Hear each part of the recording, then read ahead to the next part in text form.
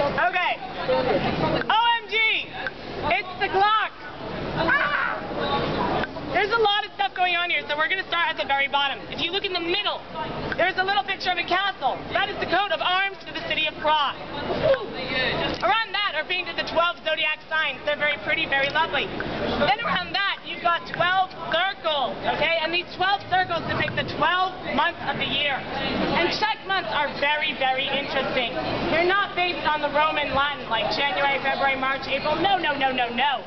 They're based on farming seasons. So, Květen, May, you've got flowers. Červen, June, red berries.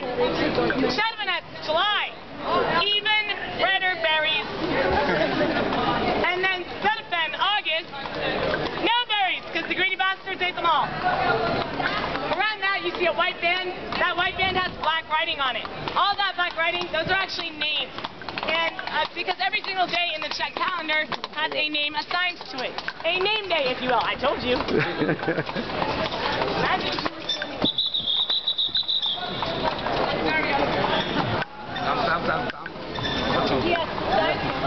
Tady je koně, tady je řič. Tries to pretend that he didn't.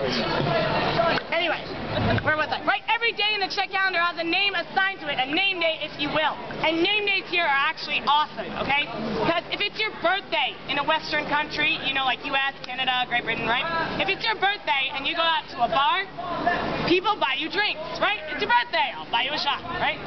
In this country, if it is your birthday and you go out to a bar, you have to buy everyone else drinks. I put aside about €200 a year for my birthday. It's awful.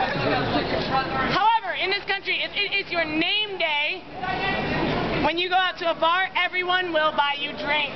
Okay, so you want to celebrate your name day as opposed to your birthday.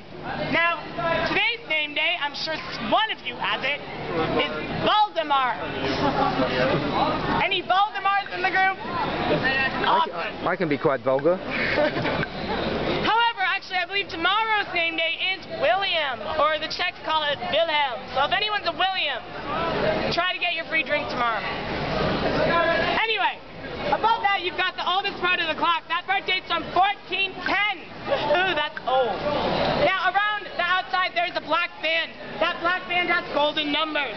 That is old Czech time, which is a bit funky, because 24 is sunset. So this clock shows you how many hours after sunset we are. Inside that, you see golden Roman numerals. That is Roman time, or time as we know it today. And then, my favorite part, you've got the little golden sun. And that little golden sun tells you where the sun is in the sky. If it's black, nighttime. Orange, sunrise or sunset. Green, daybreak or twilight. And if that little sun is in the blue, you'll never believe what that is. That means it's day, and the sun is in the sky. Does not tell weather, it just tells you where the sun is, okay? That little sun, it also tells you what zodiac sign we're in. Because if you look carefully, you can see a black band with all different kinds of symbols all over it. The sun is currently over, or kind of almost over, a symbol with two lines and a loopy up and a loopy down. That's Gemini, because we're about to enter. Oh my God, anyone a Gemini baby? Yay, me too. My birthday's next Tuesday. I shouldn't have told you that. You're all going to come get your drink. Shit. Anyway, my birthday's in December. I don't know what you're talking about. On either side of that dial, you've got two figures on either side, 4 figures in total. And these little dudes, they represent the 4 fears of the time, the things that people were afraid of, that hide under your bed, right? All the way on the left, there's a guy holding a mirror. He represents the fear of vanity. You should not just think about yourself, you got to think about others as well. Next to him is a little guy holding a little bag. This is the Jewish moneylender. He represents the fear of greed. Now, he used to have a long flowing wooden beard, but the communists thought that was a bit politically incorrect, so they shaved it off. Don't know where they found wooden shaving cream and razor, but they did. On the other side is a skeleton-looking dude, and you'll never believe who he is. He's deaf, and he represents the fear of death. Yes, thank you. Almost forgot right there. Right next to him is a little guy holding a little guitar. And this guy, he represents the fear of rock and roll. They knew it was coming. Seriously, whenever anyone broke broke out of loot, the women would run after him, shouting, "Where do I throw my panties?" If you look very carefully, he is wearing a turban. This guy is a Turk, and he represents the fear of the infidel, the fear of other religions taking over Christianity. Now, on the hour, every hour, Death, he has a string in his hand, and he pulls that string and a bell rings. He nods his head as well, as if to say, "You're all going to die. You're all coming with me." Ah. The other three do something great as well. They shake their heads as if to say, "No, we've been here forever. We're not going anywhere."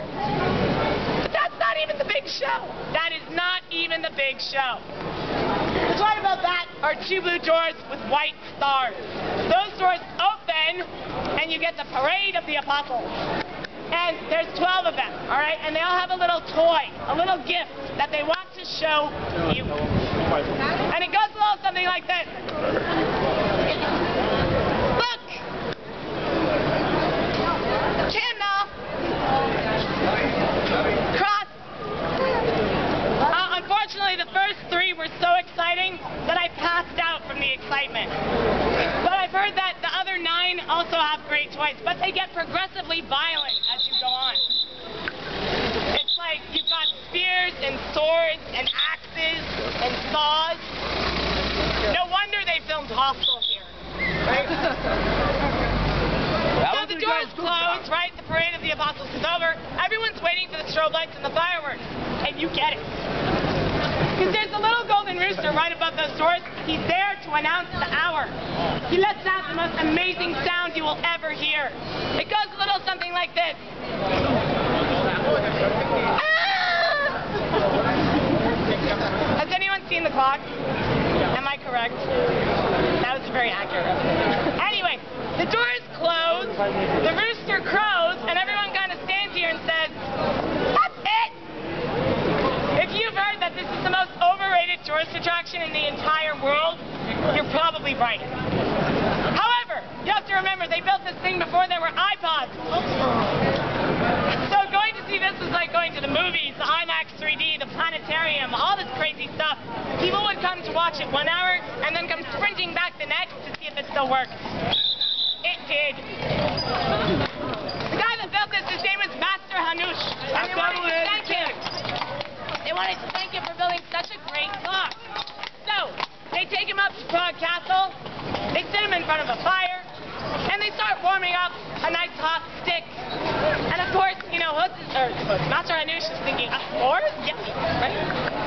But no, they take this stick, and they burn out his eyes and his tongue. Thanks, Hanush! That's so mean. They did this to Master Hanush because they did not want him building another clock in another city. But Hanush, he's blind, he's mute, he's pissed. He comes up to this clock and he curses it. The clock does not work for 100 years. However, studies have shown that he just stuck something in the cogs and everyone else is too stupid to figure it out.